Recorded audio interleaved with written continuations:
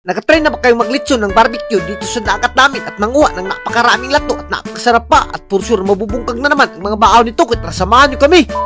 What's up sa inyo guys? For today's video dahil may nabalitaan kami nagtitrending sa Facebook kaya naman di kami nagpadugay-dugay, maglilitsyon kami ng barbecue at hotdog nga pala at tinae yung tatrabahuin namin dito. At as you can see naman guys, talagang tinrabaho na nga agad ng live at pati yung makasingit niya. At sa puntong ito dumiretso na kagad kami, di na kami nagpadugay-dugay dahil pupunta kami sa dagat namin, doon namin lulutuin ang aming barbecue. At sa puntong ito, nakaabot na kami dito sa dagat namin at hindi nakasang pangyayari, may nakita pa tayong followers natin. At sa puntong ito, bago ka makarating sa dagat namin ay dadaan ka pa talaga dito sa napaka-high-tech na tulay at walang katulad sa buong mundo. Ito nga pala yung tinatawag na tulay ng kawayan at pag naligas ka dyan, impas ka, sa suba ka pupunitin. At sa puntong ito, dahil maglilitsyon tayo, talagang iandam na natin yung mga bani dahil ito yung gagamitin natin sa pagtusok ng mga barbecue natin. At as you can see naman guys, pinutol ko pa nga yung bani at napakalisod pa talaga dahil medyo habol-habol yung sundang namin. Pero hindi ko pa rin yan pinasaylo, talagang kinuha ko pa rin. At kung nakikita nyo naman guys, pinanitan ko yung bani dahil yan yung gagamitin natin.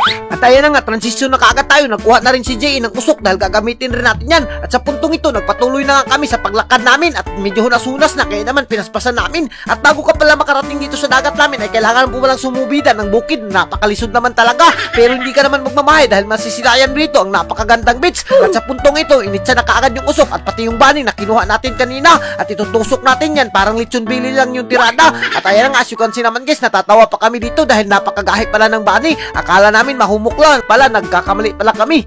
Pero dahil mataas yung mindset namin, dinukdok namin sa bato, kaya naman nasumpad yung problema namin. At sa puntong ito, ito nga pala yung lilitsyon natin, yung mga barbecue hotdog at tinae. At kung nakikita nyo to sa mga tindahan, dito nyo lang to makikita sa amin na napaka-high-tech talaga ng pagkaluto nito. At tusok-tusukin mo lang yan sa bani at tutuyukin mo. At sa puntong ito, tinabang-tabangan pa nga namin at naghaling na nga kami dito para mapadali yung trabaho namin. At as you can see naman guys, talagang natapos na pagtusok-tusok, kaya naman itatakang na natin yan sa kayo. At ayan na nga, pinasigapan namin yung kayo para mas madaling maluto. Pero ang resulta ay anghoy-anghoy, pero fights pa rin yan.